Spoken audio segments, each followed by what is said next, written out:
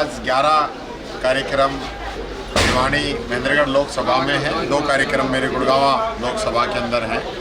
और भोजावास के तो जो जनता का मन है आपको यही बता रहा होगा, उनका चेहरा ही बता रहा है, लोगों के चेहरे की जो मुस्कुराहट है, जो उनका पिछले 3-4 दिनों से मैंने रुख देखा है, उसमें स्पष्ट है कि कांग्रेस की सरकार बन रही है। कांग्रेस के जो हमारे यहाँ के कैंडिडेट हैं बहुत बड़े मार्जिन से राव दान सिंह जी यहाँ से चुनाव जीत रहे हैं। बीजेपी के द्वारा मुझे बड़े दुख के साथ ये कहना पड़ रहा है कि 10 साल से यहाँ हरियाणा राज्य के अंदर बीजेपी का शासन है, 10 साल से केंद्र के अंदर बीजेपी का शासन है। कहीं भी कोई विकास कार्य जनता के लिए कोई सोच उनकी नज़र नहीं आती है। और सांसद ज़्यादातर गाँवों के अंदर गए नहीं है, न सुख में गए न दुख में गए, न कभी लोकसभा के अंदर यहाँ की आवाज़ उठाई। ये हालत यहाँ के लोगों की है और मैं समझता हूँ लोगों ने तय कर लिया है कि अब की बार इंडिया गठबंधन के जो हमारे उम्मीदवार हैं उनको यहाँ से जिता के ले जाए। सर, राजस्थान की डिप्टी सीएम भी यहाँ चुनाव प्रचार करने के लिए आई हुई है बीजेपी के पक्ष में, क्या कहना चाहिए? मैं ये कहना चाहूँगा, डिप्टी सीएम साहब को भी पहले सीएम बनाने का वादा कर रखा था बीजेपी ने, तो उनको सीएम ही नहीं बनाया और उनके ऐसे तक उनकी मर्जी के नहीं लगा रहे हैं। ये हालत तो हमारे डिप्टी सीएम साहब की इन लोगों ने कर रखी है। अभी आपने वो महंगाई और बेरोजगारी के जो मुद्दे उठाए, राजस्थान के जो डिप्टी सीएम है उन्होंने कहा कि जब वो राजस्थान प्रदेश में उनकी सरकार थी तो इससे ज़्यादा महंगाई तो कभी हुई नहीं है। और नौकरी के बारे में जो फर्जीवाड़ा जो हुआ इसके बारे में भी उन्होंने बताया कि आए दिन पेपर लीक होते थे, क्या कहेंगे? मैं ये कहना चाहूँगा, जब राजस्थान में पेपर लीक हो रहे थे तो देश के अंदर मोदी जी को पेपर लीक का कानून बनाने की कहाँ जरूरत थी, तो राजस्थान ही बना लेता।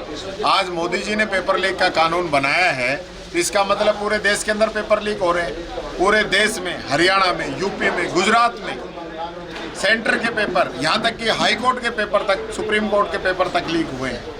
उस पेपर लीक से मुक्ति पाने के लिए राजस्थान के अंदर पूरे देश में सबसे कड़ा कानून बनाया।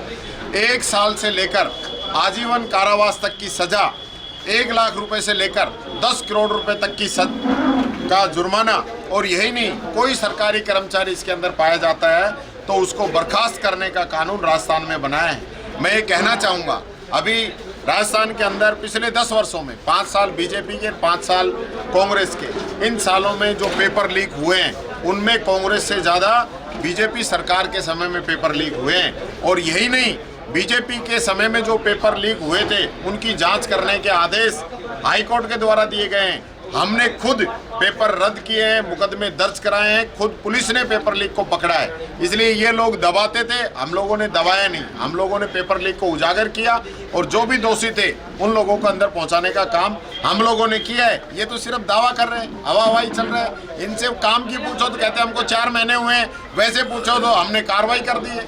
ये दोहरी नीति जो इनकी है वो चल नहीं पाएगी। इनसे पूछिए कि इन्होंने 25 लाख की चिरंजीवी बीमा योजना क्यों बंद की रही। इनसे पूछिए कि गरीब को जो किट मिलता था जिसके अंदर दाल, तेल, चावल, मसाले मिलते थे, वो इन्होंने क्यों बंद किए। इनसे पूछिए कि ओपीएस को जारी रखेंगे या बंद करेंगे।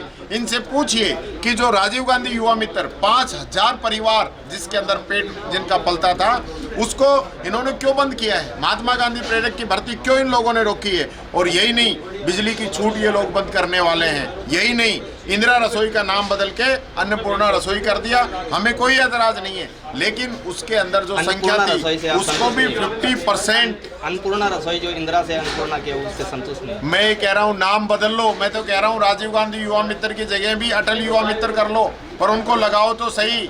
अन्नपूर्णा के अंदर भी बजट के अंदर 50% की कटौती कर दी। जहाँ एक इंदिरा रसोई में पहले मान लो 500 थाली मिलती थी लोगों को, अब उसको 250 कर दिया। तो सिर्फ दिखावा कर रहे हैं, धीरे धीरे उसको बंद करने की इन लोगों की योजना है। ये लोग करते कम है, गाते ज्यादा है। कांग्रेस करती ज्यादा है, गाती कम है। आम आदमी पार्टी गठबंधन का स्वाति माल राज्यसभा सांसद है, उनके साथ सीएम आवास पे जो मारपीट हुई, आज जो सीएम केजरीवाल के पीए विभव कुमार, उन्होंने उनके खिलाफ ही एफआईआर दर्ज करवाई कि सिक्योरिटी को उनको खतरा है, सिक्योरिटी के साथ बदतमीजी की और सिक्योरिटी ये जबरदस्ती वो सीएम आवास में घुसी। क्या कहेंगे महिला के साथ? उस पे जांच चल रही है। मैं ये कहना चाहूँगा, आप पूछिए कि अग्निवीर योजना के अंदर जो जवान शहीद हो रहे हैं उसके बाद उस परिवार को क्या मदद मिलेगी। एमएसपी का वादा मोदी जी ने किया और आज एमएसपी नहीं मिल रही, उसके लिए मोदी जी क्या करेंगे? ये पूरा इलाका पानी के लिए परेशान रहा है, उसके लिए ये लोग क्या करेंगे? मोदी जी ने कहा कि मैं महंगाई कम करूंगा, बोर्ड लगाए बड़े बड़े सभी जगह कि बहुत हुई महंगाई की मार अब की बार मोदी सरकार। जो डीजल पेट्रोल 55 रुपये था उसको 100 रुपये पहुंचा दिया, सिलेंडर 400 रुपये था उसको 1200 रुपये पहुंचा दिया, जो डॉलर रुपये बरोबर करने की बात कर रहे थे आज डॉलर 88 रुपये पहुंचा दिया। भारत को भी सुगरू बनाने की बात कर रहे थे, नेपाल तक हमको छोड़ के चला गया। ये लोग बात कर रहे हैं देश की, चीन हमारे देश के अंदर आके बैठ गया है।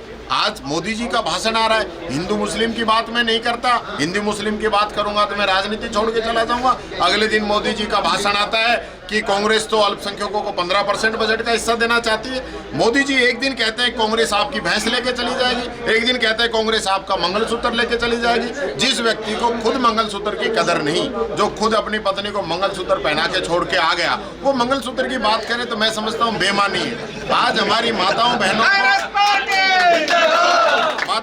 को जो मंगलसूत्र है वो एक धागे के अंदर जो मोती पिरो रखे हैं, उसकी पैसे से कीमत नहीं है, उसके साथ भावनाएं जुड़ी हुई हैं, उनके साथ उनका एक ऐसा रिश्ता है जो कोई छीन नहीं सकता, कोई ले नहीं सकता। मैं कहना चाहूँगा मोदी जी को मंगलसूत्र की इतनी चिंता थी तो 40 जवान पुलवामा में शहीद हुए, वो RDX कहाँ से आया? ये मिल जाता तो उन माता बहनों के मंगलसूत्र जो गया है उनकी पूर्ति हो जाती। 750 किसानों को जान लेने वाले जिन्होंने 3 काले कानून वापस कराने के लिए उनकी जान ले ली, वो जो हमारी माताएं बहनें हैं पीछे जो रह गई, उनके मंगलसूत्र को तसल्ली मिल जाती अगर मोदी जी उन लोगों की जान नहीं लेते।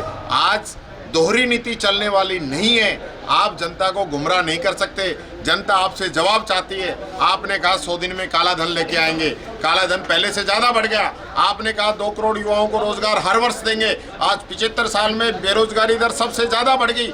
आपने कहा कि मैं भारत को सबसे बड़ी इकोनॉमी बनाऊंगा, आज भारत की GDP आज की तारीख में सबसे ज़्यादा गिर गई है। आपने जो जो काम कहे आज वो हालत देश की सबके सामने आ रही है। चंदा चोरी का जो धंधा इन लोगों ने किया है, गौ माता का मांस बेचने वालों से चंदा इन लोगों ने लिया है। हमारी उत्तराखंड के अंदर जो टनल ढही उस कंपनी से चंदा इन लोगों ने लिया है। तमिलनाडु में पुल ढहा उन लोगों से चंदा इन्होंने लिया है। केजरीवाल के खिलाफ जिसने बयान दिया उन लोगों से चंदा इन लोगों ने लिया है। और यही नहीं, गौ माता का मांस जो भेजते हैं उनसे चंदा इन लोगों ने लिया है। जो कोरोना की वैक्सीन बनी, आज लगातार अटैक आके लोग मर रहे हैं, उस वैक्सीन बनाने वाली कंपनी से इन लोगों ने चंदा लिया है। और यही नहीं, उनसे भी चंदा लिया है जिनको टेंडर मिले हैं, और उनसे भी चंदा लिया है जिनके ED इनकम टैक्स और CBI के छापे पड़े हैं। इसलिए मैं ये कहना चाहता हूँ, जिस चंदे के लिए सुप्रीम कोर्ट ने ये पूरा खुलासा किया और ये लोग बार बार रिजर्व बैंक कह रहा था कि हम रिकॉर्ड नहीं देंगे, हमें जून तक का टाइम चाहिए, वो इसलिए तो चाहते थे कि चुनाव हो जाए और इनकी सच्चाई जनता के बीच में नहीं है। एक आखिरी सवाल, अभी दिया कुमारी जी कह रही थी कि इनके पास जो है PM चेहरा कोई दिखाई नहीं दे रहा, क्या बात है? हर घर में PM है। कांग्रेस जिसको चाहेगी उसको बनाएगी, इनसे अच्छा बनाएगी, देश को उस व्यक्ति को बनाएगी। गठबंधन बनाएगा या कांग्रेस बनाएगा? देश के अंदर उस व्यक्ति को बनाएगा। आप बात सुनिए, ये हमारी लोकतांत्रिक और प्रजातांत्रिक पार्टी है। इंडिया गठबंधन मिलके चुनाव लड़ रहा है, पूरा गठबंधन डिसाइड करेगा, वो हमारा प्रधानमंत्री बनेगा। हमारे ऐसे पर्ची नहीं निकली कि आपके खट्टर की निकल गई, आपके भजनलाल की निकल गई।